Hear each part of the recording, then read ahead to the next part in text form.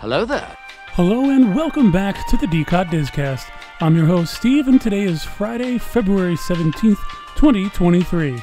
Today we're talking about Ant-Man and the Wasp movie, A Fire by Disney World, DVC points get an increase, The Mandalorian, more TRON previews, and more. In my last disCast, I reported on Disney bringing an AI-powered hologram of Walt Disney at Disney 100, the exhibition at the Franklin Institute in Philadelphia. On Wednesday, a video was shared on what it looks like, and holy cow, it's incredible. It looks so good that I think Disney should bring this to every theme park's entrance in the world. Imagine entering a park and having a hologram of Walt welcoming you to the park. I think that would be the icing on the cake. Are you a fan of The Mandalorian? Season 3 is launching on March 1st on Disney+. The plot of this season deals with Din Djarin reuniting with Grogu. Meanwhile, the New Republic struggles to lead the galaxy away from its dark history. The Mandalorian will cross paths with old allies and make new enemies as he and Grogu continue their journey together. I, for one, am extremely excited for Season 3 of The Mandalorian. The season finale of Season 2 was incredible and gave me chills, and not many TV shows can do that for me. So I'm really excited for Season 3. Bring it on, Mando. Let's keep going with the entertainment. Ant-Man and the Wasp: Quantumania is Marvel's next big movie release. Here are 5 things that you should know about the movie. Ant-Man and the Wasp: Quantumania launches Phase 5 of the Marvel Cinematic Universe. According to Feige, the past 15 years of Marvel Studios films were split into phases of storytelling. The Ant-Man movies have really always been about family. With these complicated family dynamics in play, the Lang, Pym, Van Dyne clan find themselves trapped in the quantum realm and must work together to find a way home. There is an entire universe below the surface where we meet all sorts of fun, crazy characters, Feige shared.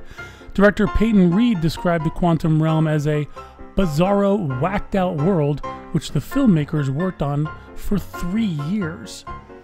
Audience first met a variant of Kang, or He Who Remains, in the Loki series on Disney+, which I want more Loki, and he plays an even more significant role in the latest Ant-Man film.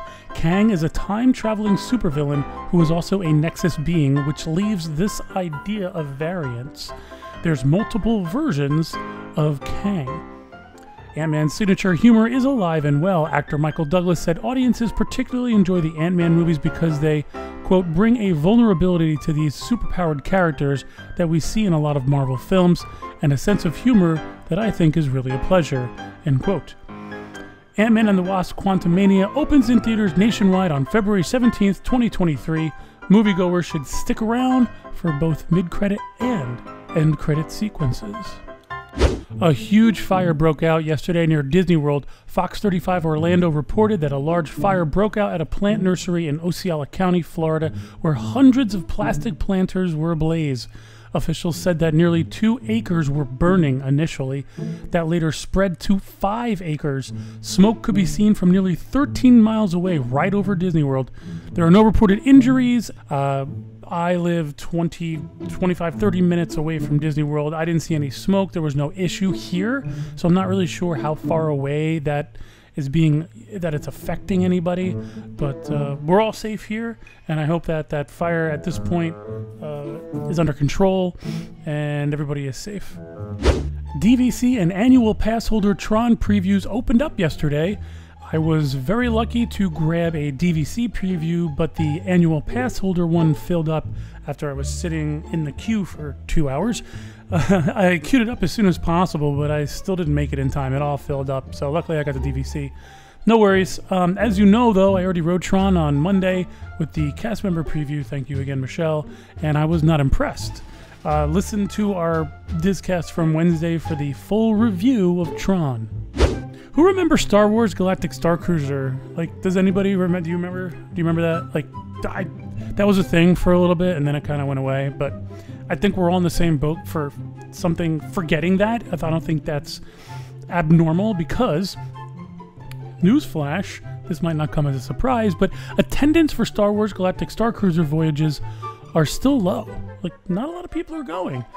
It's so low that Disney is now only offering 1 dinner service per night instead of 2, as the expensive experience continues to have lower occupancy than Disney would like. So here's an idea. Drop the price, Disney? You'll go as far as to remove a dinner and cut cast member hours to save money, so why not just drop the hefty price tag? Is it your pride? Are you scared you'll look ridiculous? You already looked silly when you canceled some voyages earlier this year and rescheduled guests for other dates. That's a huge inconvenience. Just do the right thing and lower the ridiculous price tag of these voyages. Over to my favorite Walt Disney World park. Can you guess what it is? Well, topiaries are popping up at Epcot for the 2023 Flower and Garden Festival. Disney is getting ready. The festival begins March 1st, 2023 and will run through July 5th. You bet your bottom dollar that I made my Epcot park reservation for March 1st so I can be there with everybody else with their vlogging and blogging and influencing, and maybe someone will bring a sparkler firecracker and shoot it off in front of the spaceship Earth. Who knows? Disney Vacation Club has sent an email out to its members indicating that effective yesterday, which was February 16th, the price of one-time use vacation points has increased. These points used to cost $19 per point, but now are $22 per point.